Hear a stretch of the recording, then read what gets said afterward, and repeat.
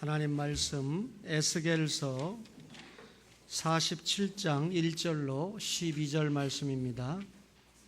에스겔 47장 12절까지 우리 뜻을 생각하면서 교독해 보겠습니다. 그가 나를 데리고 성전문에 이르시니 성전의 앞면이 동쪽을 향하였는데 그 문지방 밑에서 물이 나와 동쪽으로 흐르다가 성전 오른쪽 제단 남쪽으로 흘러내리더라.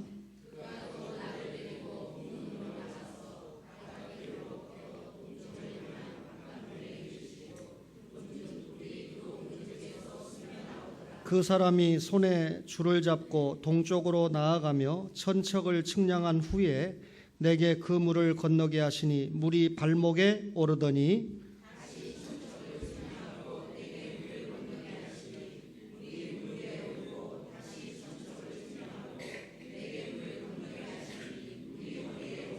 다시 천척을 측량하시니 물이 내가 건너지 못할 강이 된지라.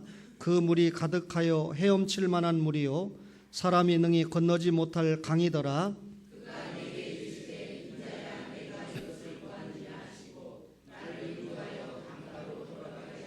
내가 돌아가니 강 좌우편에 나무가 심히 많더라.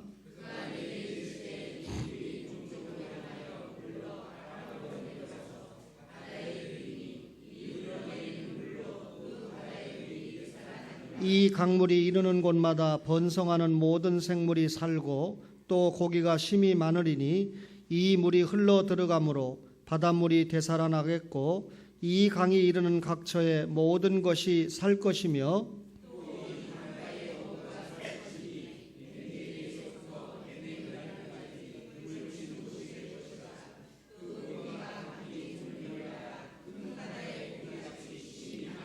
그 진펄과 갯벌은 되살아나지 못하고 소금 땅이 될 것이며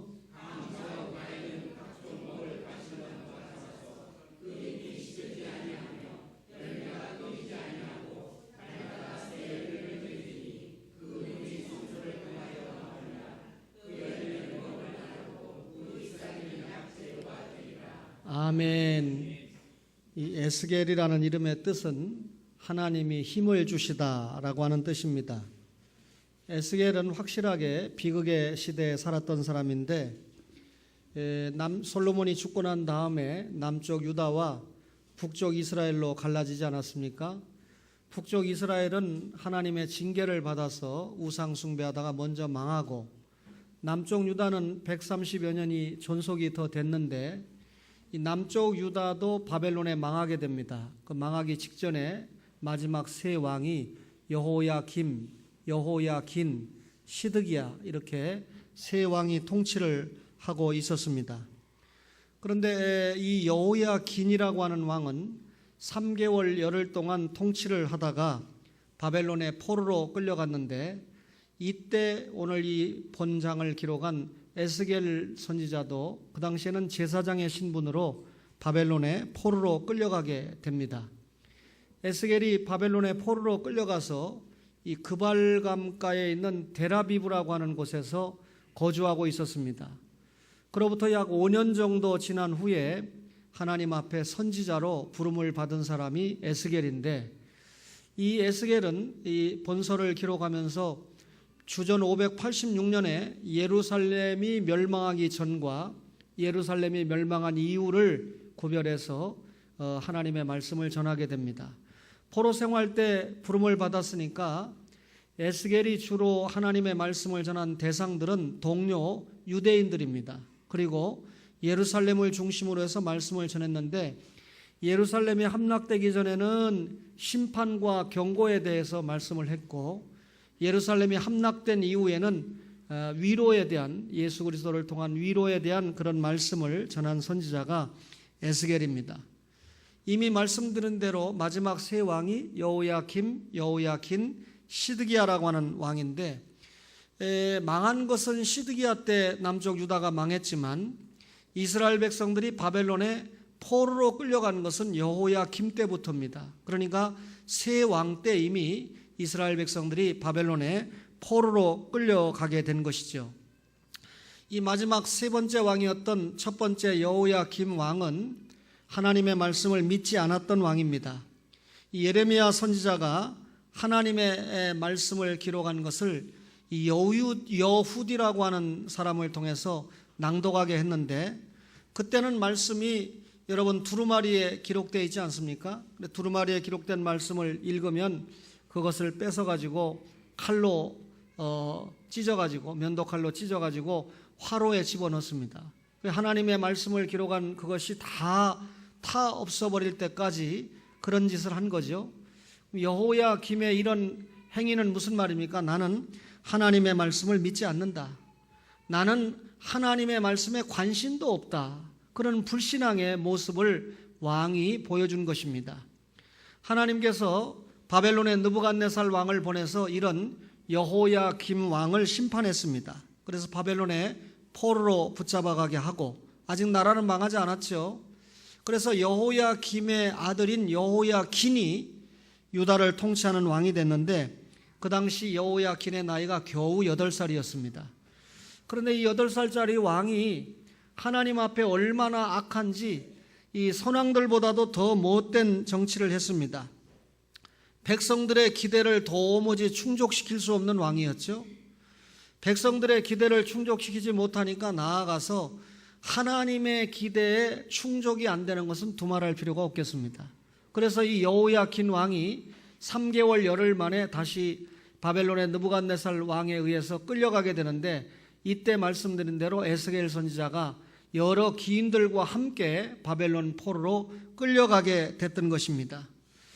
여러분, 에스겔이 끌려간 후에 얼마 되지 않아서 10여 년쯤 지나서 예루살렘이 멸망하게 되죠. 남쪽 유다가 망하게 되는데, 예루살렘에 있던 성전 있지 않습니까? 성전 안에 있던 중요한 금은 기명들을 다 바벨론이 가지고 가게 돼요.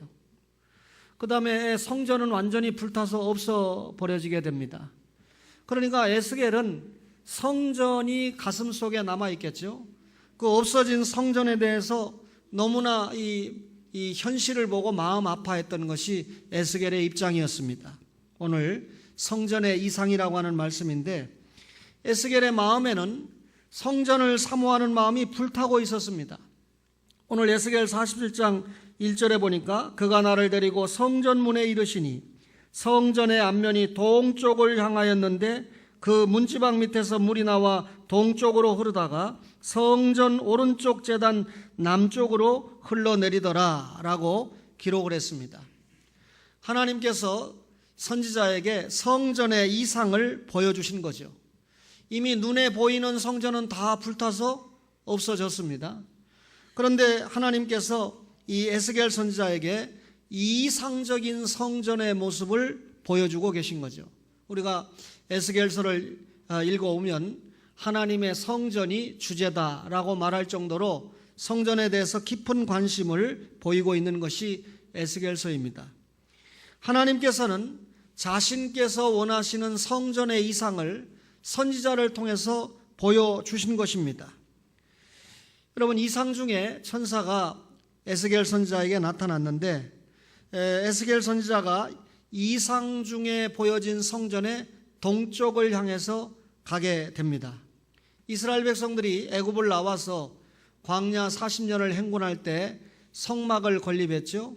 그 성막에도 문이 하나 있었는데 그 문은 동쪽에 하나가 있었습니다. 또 이스라엘 백성들이 가나안 땅에 들어가서 정착한 예배당을 건립하게 되는데 그것이 성전이지 않습니까? 성전에도 문이 하나 있었는데 그것이 역시 동쪽에 있었습니다. 오늘 이 에스겔 선지자가 이상 중에 본 성전의 모습도 역시 그 문이 동쪽에 있었다라고 하는 것을 보게 됩니다. 에스겔 선지자가 성전에 들어가 보니까 문지방 밑에서 물이 흘러나오고 있었다. 본문은 그렇게 말씀하고 있죠. 여기서 말하는 물은 하나님이 주시는 은혜를 설명하고 있습니다. 예수님께서 요한복음 4장 14절과 7장 38절에 내가 주는 물을 마시는 자는 영원히 목마르지 아니하리니 내가 주는 물은 그 속에서 영생하도록 솟아나는 샘물이 되리라 그렇게 말씀했고, 나를 믿는 자는 성경의 이름과 같이 그 배에서 생수의 강이 나오리라. 배에서 생수의 강이 나온다라고 하는 말은 성도의 가장 깊은 곳에 역사한다는 의미입니다. 여기 생수는 성령님을 비유하는 거죠.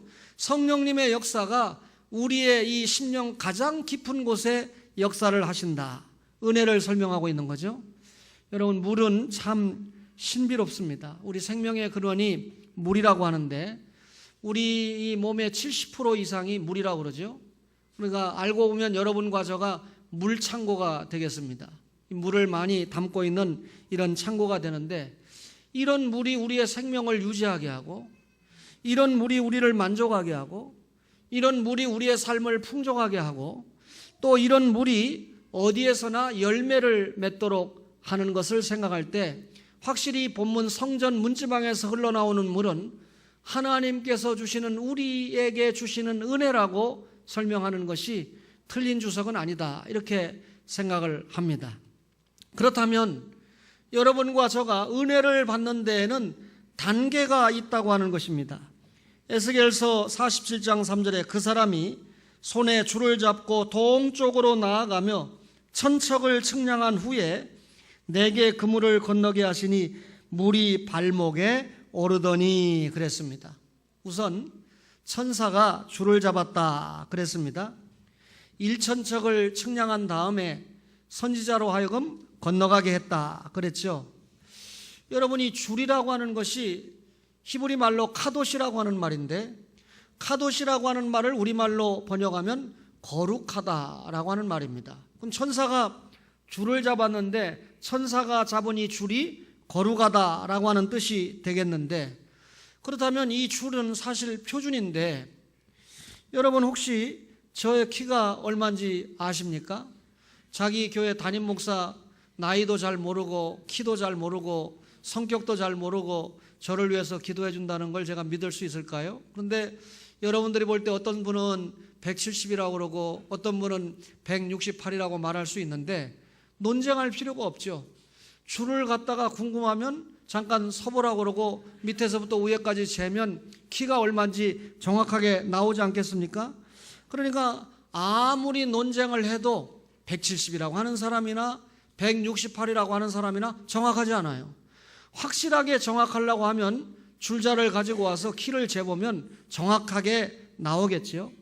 그렇다면 그때 정확한 것이 뭡니까? 자라는 거죠. 자로 재보면, 이 줄자로 재보면 길이가, 크기가 정확하게 나오지 않습니까? 근데 중요한 것은 이런 자나 저울이라고 하는 것이 정확해야 된다고 하는 것이죠.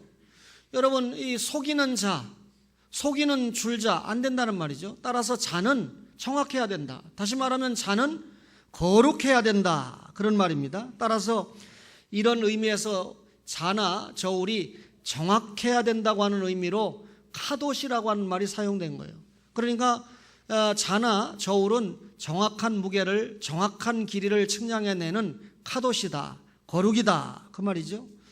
그렇다면 여러분, 성도가 가지고 있는 줄자가 뭡니까? 여러분과 저가 거룩한 자, 거룩한 표준, 이건 하나님의 말씀밖에 없잖아요. 여러분, 이 하나님의 말씀은 우리가 세상을 살아가는 데 있어서 반드시 필요한 카도시, 거룩이죠. 하나님의 말씀은 여러분과 저가 이 세상을 살아가는 데 있어서 반드시 필요한 기준이 되고 표준이 됩니다. 그래서 우리가 신앙과 행위의 유일무이한 법칙, 둘도 없는 법칙을 뭐라고 그럽니까? 성경이다, 이렇게 얘기하죠. 여러분과 저가 성경을 신앙의 근거라고 말합니다. 믿음은 들음에서, 들음은 그리스도의 말씀으로 말미암는다고 했는데, 그리스도의 말씀을 들을 때 아멘으로 받으면 여러분 구원이 우리에게 임하잖아요. 또 구원이 임한 신자에게 하나님의 말씀을 계속해서 아멘으로 받으면 자신의 믿음을 성장시키는 성화 생활에도 하나님의 말씀이 굳건하게 기여하지 않습니까? 따라서 말씀은 우리에게 생활의 근거가 되죠. 말씀은 신앙의 근거가 될 뿐만 아니라 생활의 근거가 되는 거죠. 따라서 여러분과 저가 신앙이 있느냐 없느냐, 이거는 그 사람이 구원 얻는 믿음이 있느냐 없느냐를 가지고 따지는 게 아니에요. 정말 여러분과 저가 예수 믿으면 십자가의 부활의 공로를 믿으면 구원받았잖아요. 그 크기를 어떻게 따지겠어요? 그런데 그 사람이 믿음이 있다 없다라고 하는 것은 생활하는 믿음이 어느 정도 있느냐, 이걸 가지고 우리가 판단을 하게 되는 것이죠. 그렇다면 그 생활하는 믿음이 뭡니까? 깨달은 하나님의 말씀에 얼마나 부합된 믿음의 분량을 보이느냐, 하나님의 말씀대로 사느냐, 부모 공경해라, 주일 잘 지켜라. 주일 잘 지키고 부모 공경하면 일단 그 부분에 있어서는 믿음이 있는 사람입니다. 주일 안 지키고 부모 공경 안 하는 사람은 하나님의 말씀대로 안 살았으니까 비록 구원은 받았다 할지라도 생활하는 믿음에 있어서는 상당히 미달이 되는 거죠. 그러면 여러분, 말씀은 우리에게 축복의 근거 아닙니까? 어떻게 할 때 축복을 받죠?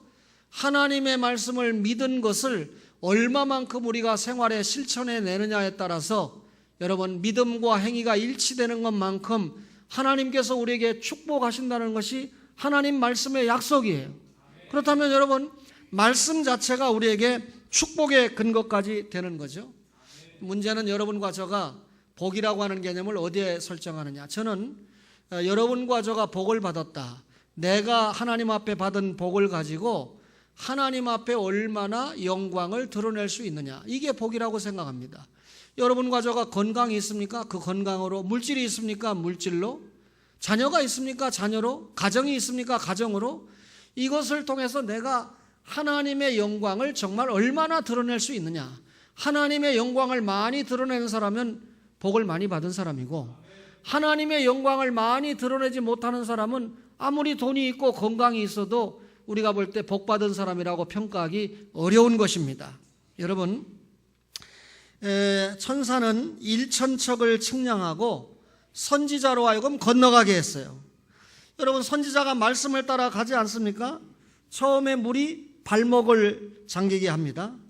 천사가 다시 일천척을 측량하는데, 일천척은 대략 500m 정도의 거리가 되는데 선지자가 다시 앞으로 가게 됩니다. 그랬더니 이번에는 어디까지, 무릎까지 물에 잠기게 되지 않습니까? 여러분, 에스겔 선지자가 동쪽에서, 문이 동쪽에 있으니까 서쪽으로 점점 가고 있는데, 이 말은 문을 통과하면 여러분 이 뜰이 있고 또 성소가 나오잖아요. 성소에서 나중에 안으로 들어가면 지성소가 되지 않습니까? 따라서 지금 이 선지자가 문으로 들어가서 뜰에서 점점점 성소를 향해서 가고 있는 겁니다. 천사가 다시 일천척을 측량했습니다. 선지자로 건너가게 했습니다. 그랬더니 이번에는 물이 허리까지 차오르게 됩니다. 여러분, 물이 가만히 있는데 이 발목이나 무릎이나 허리까지 찬 게 아니에요. 선지자가 하나님의 말씀을 받고 점점 움직여서 안으로 들어가니까 물이 점점 차서 지금 허리까지 올라온 거 아닙니까? 천사가 다시 측량을 했습니다. 일천척을 측량했습니다. 선지자로 또 건너가게 했습니다. 그랬더니 이번에는 이 발바닥이 바닥에 닿지 않았습니다. 그러니까 어떻게 해야 됩니까? 헤엄을 치지 않으면 곤란한 경지까지 왔다는 것이죠. 따라서 여러분, 헤엄을 치는 경지까지 왔다는 것은 이제 비로소 하나님 앞에 나아갈 수 있는 이 모습까지 왔다라고 하는 것을 설명을 하는 겁니다. 그러면 여러분, 처음 일천척이 있는 곳에 도착을 했을 때 번제단이 놓여 있는 곳까지 왔다, 그런 의미가 됩니다. 그럼 번제단은 뭐 하는 곳입니까? 제물을 올려놓고 하나님 앞에 제사하는 곳, 예배하는 곳 아니에요? 여러분, 이 구원받은 기쁨과 감격을 가지고 여러분이 이 제물이 흘리는 피를 통해서 예수님의 보혈을 믿는 거 아닙니까? 따라서 여러분과 저가 구원받은 기쁨과 감격이 있어요. 그러나 여러분, 우리가 구원받은 기쁨과 감격만 가지고 살면 안 된다는 겁니다. 물이 발목까지 찼어요. 아직까지도 자기가 마음대로 왔다 갔다 할 수 있다는 말이죠. 다시 말하면 내 생각대로, 내 뜻대로 살 수 있다는 말이죠. 여러분과 저가 구원받았으면, 하나님의 자녀가 됐으면 내 주장이나 내 뜻이나 내 의지대로 사는 것이 아니고 우리의 카도시, 우리의 줄자가 뭡니까? 말씀 아닙니까? 하나님의 말씀대로 살아야 되는데 아직도 물이 발목까지 찼다는 것은 내가 마음대로 할 수 있다라는 의미예요. 하나님께서 선지자를 어디까지 또 들어가게 합니까? 진설병을 만나게 하는 곳까지 들어가게 합니다. 진설병은 뭡니까? 하나님의 백성이 먹어야 될 말씀이지 않습니까? 따라서 성도가 하나님의 말씀을 먹고 하나님의 말씀을 깨닫는다라고 하는 것은 분명 더 깊은 영적인 세계로 들어갔다라고 하는 것을 이야기합니다. 또 들어가니까 금초대가 나옵니다. 여러분, 금초대는 성령께서 부어주시는 역사를 설명하는 것이 금초대죠. 조금 더 들어가니까 뭐가 나옵니까? 금향단이 나옵니다. 금향단은 뭡니까? 성도들이 하나님 앞에 올리는 기도죠. 여러분과 저가 하나님 앞에 기도하고 있다는 것은 이미 기도라고 하는 제물을 하나님께 올리고 있다라고 하는 것을 우리가 알아야 됩니다. 더 들어가니까 이제는 헤엄을 쳐야 됩니다. 헤엄을 쳐야 된다는 말은 무슨 말입니까? 이제 이 선지자가 드디어 지성소에 들어왔다. 성도가 드디어 이제 하나님을 만날 수 있는 지성소까지 들어왔다, 그 말입니다.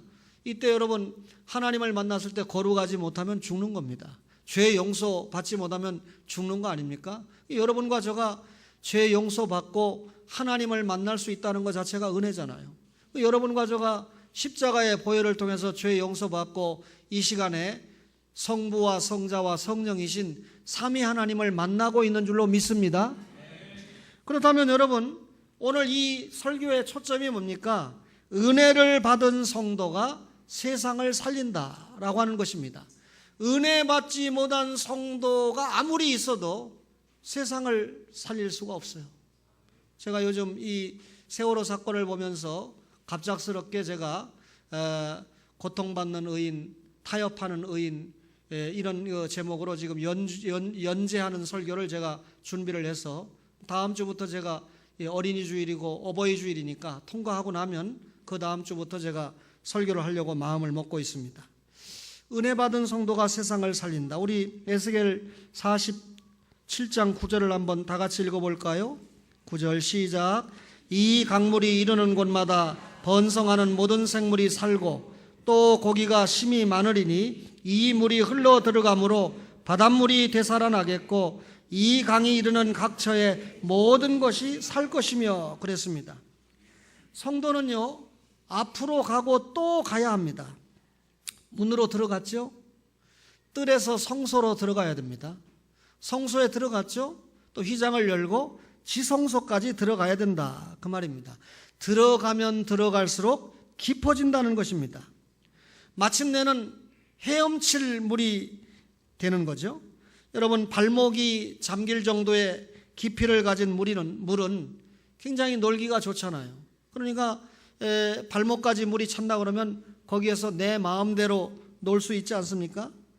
여러분, 헤엄칠 정도가 되면 물에다가 자기를 맡겨야지.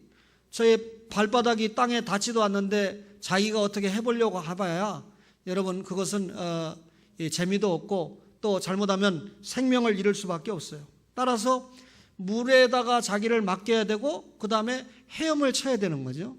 이 무슨 말입니까? 지성소에 가득 찬 물이 밖으로 흘러 넘치고 있다. 하나님의 지성소에 가득 찬 물이 밖으로 흘러 넘치고 있다. 여러분, 본문에 보니까 물이 매우 건조하고 그리고 메마른 아라바로 내려갔다, 이렇게 설명을 하죠. 그러니까 사막과 같은 곳에 강이 생겼어요. 광 좌우편에는 나무들이 자라 밀림을 이룰 만큼 나무가 많이 컸습니다.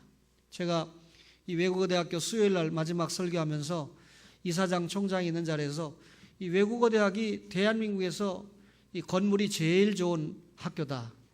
앞으로 이 내용이 제일 좋은 학교가 되려면 7년 걸린다. 제가 그러니까 다들 깜짝 놀래가지고 무슨 목사가 지금 무슨 예언을 하는가 싶어서 눈을 고정을 해요. 좋은 학교가 되려면 교수들도 좋아야 되고 학생들도 좋아야 되죠. 그러니까 제가 한 말은 이제 나무를 갓 심어놨기 때문에 7년쯤 지나서 이제 나무가 아름다운 이 교실 학사를 주변으로 참 나무가 자라면 정말 이 조화를 이룬 멋있는 학교가 되겠다. 그래서 앞으로 조경을 좀 가꾸는데도 좀 힘을 써라 하는 그런 이야기였는데, 여러분, 나무가 없으면 청량하잖아요. 제가 살고 있는 아파트가 연수구에서 제일 좋은 아파트라고 지정이 됐대요. 이 무지개 아파트 실망하지 마세요. 영적으로는 무지개 아파트가 훨씬 낫습니다. 이유는 초원교회가 있기 때문에. 근데 그 이유가 뭔지 아세요? 보니까 나무가 잘 자랐다는 거예요. 보니까 제가 봐도 다른 아파트보다는 나무는 뭐 타의 추종을 불허할 만큼 나무가 잘 자라고 돼 있더라고요. 물이 들어가니까 나무가 자라는 거예요. 여러분, 생명수가 들어가니까 잎이 시들지 않아요. 물이 공급해야 잎이 시들지 않죠. 그러니까 또 열매를 맺지 않습니까? 여러분, 열매가 맛있어서 또 먹게 됩니다. 생명을 살리지 않아요? 잎사귀도 약재료로 쓴다. 성경 본문에 그렇게 말씀하고 있습니다. 물이 굉장히 중요하죠. 근데 그 물이 엔게디에서 에네글라임까지 흘러갔다. 그렇게 설명하는데, 여기 엔게디에서 에네글라임이라고 하는 말은 사해바다로 물이 유입되는 지역을 말합니다.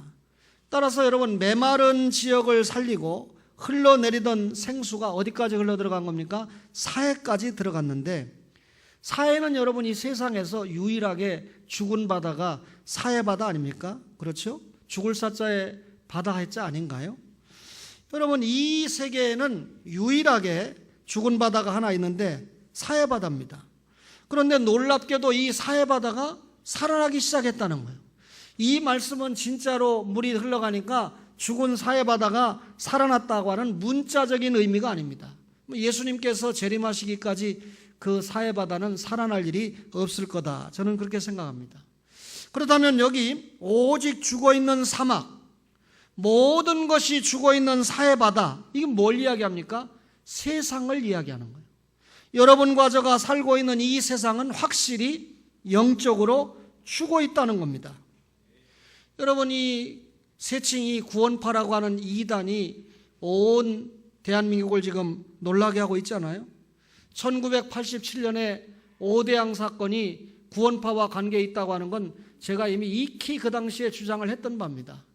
여러분, 그 당시에 이 오공화국이, 오공정권이 오대양을 처치하지 못하면서 싹을 키운 거죠. 여러분이 알다시피 여러분 우리 기성교회도 책임이 많습니다. 그렇죠?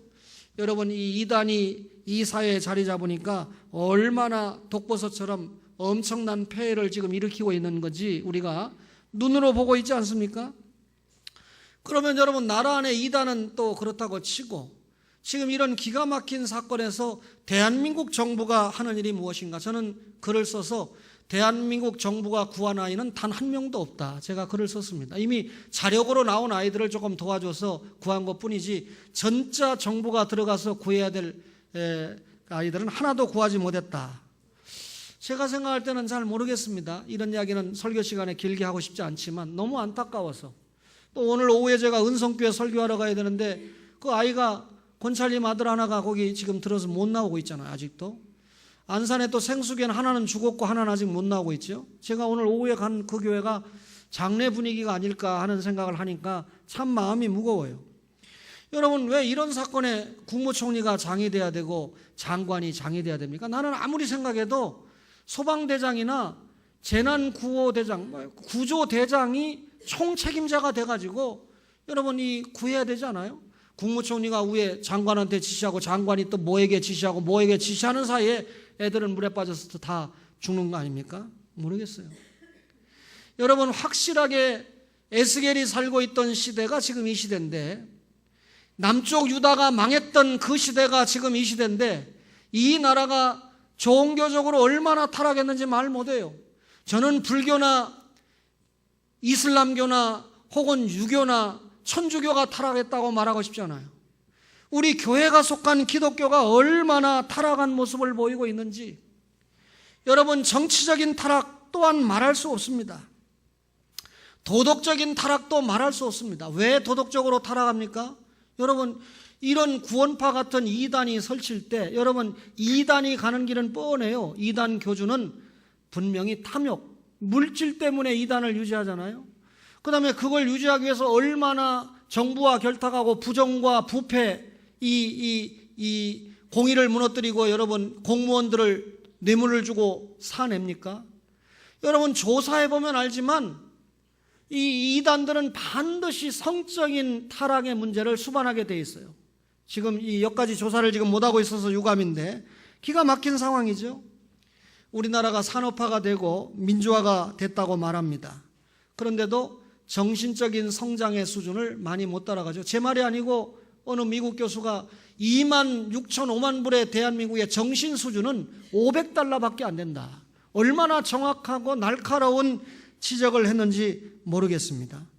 여러분, 대한민국이 영적으로 죽어가고 있습니다.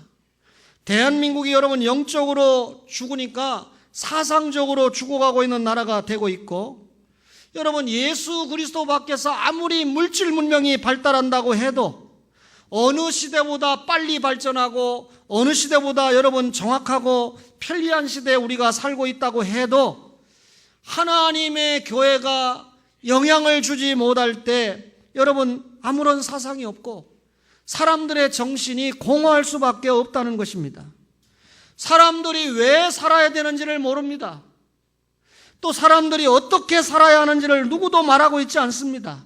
하나님의 영광을 위해서 살아야 되고 그 영광을 위해서 살아야 된다는 것이 무엇인지를 구체적으로 말해줘야 되는데, 오늘 교회가 오히려 하나님의 영광을 가리우고 있으니 왜 살아야 되는지 어떻게 살아야 되는지를 가르쳐주지 못하고 있는 겁니다. 그러다 보니까 여러분 도덕적으로 죽어가고 있죠. 해서는 안 될 일들을 골라서 하고 있지 않습니까? 해피하는 뭐고, 여러분 금피하는 뭐고, 여러분 산피하는 뭐고, 또 여러분 국피하는 뭡니까? 여러분 해양수산부 출신들이 다 여러분이 해양에 관계된 산업을 다 잡고 있다면서요? 그러니까 그 나물에 그 밥이고 도무지 개혁이나 변혁이 될 수 없는 거 아닙니까? 그러다 보니까 여러분 인간들이 기본적으로 지켜야 될 규율도 없고 규범도 없습니다. 질서도 없습니다. 카도시를 찾아볼 수가 없습니다. 사람이 모든 것이 돈이면 된다는 생각이죠. 돈 받고 여러분 부정하고, 돈 받고 자기의 국장직을, 자기의 장관직을 팔아버리고, 여러분 이런 세상 속에 생수가 흘러 들어가야 된다는 거죠. 여러분 생수가 흘러 들어간다는 말이 무슨 말입니까? 은혜를 받은 성도들이 들어가야 된다는 말입니다. 성소를 통해서 나오는 은혜의 강수, 그게 들어가야 고기가 살고 나무가 살고 여러분 사람들이 열매를 따먹고 즐거워할 거 아닙니까? 어부들이 물고기를 잡을 거 아닙니까? 그러니 여러분 생수가 들어가서 죽은 사회바다, 죽은 세상을 살려야 돼요. 이 말이 무슨 말입니까? 은혜 받은 성도가 이 세상으로 들어가야 된다. 은혜를 받은 성도가 하나님의 말씀에 완전히 목욕을 해서 내 사상, 내 의지가 아닌 하나님의 뜻대로 살고 전할 수 있는 성도가 들어가면 가정이 살고 사회가 살고 교회가 살게 돼 있습니다. 여러분 이런 성도가 들어가면 영혼이 살고 사람들의 심령이 살게 돼 있습니다. 그러다면 여러분과 저가 이 죽어가는 세상을 살리기 위하여 먼저 우리가 은혜로 살아야 됩니다. 먼저 하나님의 은혜로 우리가 풍성하게 살아있는 영혼이 될 때 그 다음에 우리가 이 세상을 살릴 수 있는 거 아닙니까? 복음과 함께 사는 교회, 말씀을 믿지요? 말씀대로 살지요? 그 다음에 말씀을 전하는 거 아닙니까? 여러분 오늘날 이 기독교가 문화와 사회를 개혁하는데 그쳐서는 안 돼요. 그러니까 우리가 사회를 변화시켜야 된다, 또 문화를 개조를 해야 된다, 이렇게 주장을 합니다. 그 칼빈주의 중요한 삶 가운데 하나죠. 그럼 여러분 복음이 뭡니까? 본질이죠. 복음은 창조죠. 복음은 기적이죠. 복음은 내세를 말해주죠. 한마디로 말하면 복음은 목적입니다. 그러나 여러분 이 사회는 뭡니까? 다시 말하면 세상은 뭡니까? 사회와 문화가 뭡니까? 목적 아니에요. 수단입니다. 사회와 문화는 여러분 수단이라는 거죠. 따라서 여러분 목적과 수단을 뒤바꾸면 안 된다는 겁니다. 다시 말하면 우리가 사회와 문화를 개조한다는 이유 때문에 기독교가 목적을 버려버리고 수단으로 접근을 해요. 다시 말하면 안 믿는 사람을 복음화시키려면 같이 놀아줘야 되고 때에 따라 술도 한잔 먹어줘야 되고 그 친구랑 같이 세상적인 이 대화를 해줘야 된다, 이렇게 생각을 한다는 거죠. 그게 아닙니다. 여러분 우리가 복음이라는 목적을 버리면 절대로 수단을 변혁시킬 수가 없습니다. 사회와 문화라고 하는 이 수단을 우리가 변혁시키려고 하면 목적이 들어가야 됩니다. 다시 말하면 사회와 문화의 번역에 우리가 양보를 하거나 사회의 문화 번역에 우리가 여러분 미루어서는 안 될 것이 복음을 전하는 걸 양보하면 안 되고 복음을 전하는 것을 미루면 안 된다는 겁니다. 복음이 안 들어가는데 어떻게 사회가 변화돼요? 복음이 안 들어가는데 어떻게 문화를 바꿔요? 여러분, 복음 전파가 첫째고 복음 전파가 둘째고 복음 전파가 셋째 아닙니까? 그래야 여러분 세상을 변화시킬 수 있는 거 아니겠습니까? 여러분, 종자가 없는데 그루터기가 없는데 무엇이 자랄 것입니까? 무엇을 가지고 변화시킬 것입니까? 여러분, 한국 교회가 복음을 가지고 상품화해서 잘 먹고 잘 입고 지들끼리 잘 먹고 잘 노는 여러분 그런 교회 이기주의를 이루고 있으니까 하나님의 복음이 세상으로 은혜의 강수가 돼서 흘러 들어갈 수 없는 겁니다. 여러분, 하나님의 복음이 이 세상에 들어갈 때 여러분 세상을 변혁시키고 세상을 바꿀 수가 있습니다. 이것이 안 되니까 이 세월호 사건이 보여주는 기가 막힌 참상이 여러분 이 현실에 나타나는 거 아닙니까? 여러분, 오늘 국무총리가 예배 전에 사임했다고 하는 소리를 듣게 되는데 그 정도 가지고 될 거 아니죠. 정말 여러분과 저도 우리 이 글 잘 쓰는 분들이 우리가 나는 이 일로 반성하고 싶지 않아요. 오해하지 마세요. 나는 반성해야 됩니다. 회개해야 됩니다. 그러나 먼저 국가적으로 책임을 맡고 있는 사람들도 굉장한 책임을 져야 돼요. 정치적인 책임 져야 됩니다. 바꿔야 됩니다. 이제는 해피야 마피아 이런 용어가 우리나라에 떠돌아다니지 않을 만큼 강력하게, 제가 언젠가 이 국영기업체 이거 완전히 부패 사슬을 끊어야 된다, 그렇게 말하면 박 대통령이 성공한 대통령이 될 수 있다. 지금 드러나고 있지 않아요? 목숨 걸고 다음번에 다시 할 깁니까? 자기가 법으로 나올 수도 없는데 해피아도 없애고 국피아도 없애고 산피아도 없애고 금피아도 없애고 다 없애버리고, 그리고 어떻게 하다가 정권을 야당에게 넘겨준다 할지라도 우리는 그를 영원히 대한민국의 좋은 대통령으로 정치적으로는 기억할 수 있게 될 것입니다. 지금 못 바꾸면 기회 놓치는 거죠. 기도합시다 여러분. 우리가 이 나라가 바뀌도록. 저 죽어간 우리 아이들을 생각할 때 우리가 얼마나 책임을 못한 일에 눈물이 다 말라버리지 않았습니까? 사랑하는 초원의 가족 여러분, 우리 모두 은혜의 강수인 말씀에 목욕해서 우리가 말씀의 전파의 도구가 돼서 복음을 실어 나르는, 복음을 이 사회에 나누는 여러분과 저가 되시기를 주의 이름으로 축원합니다.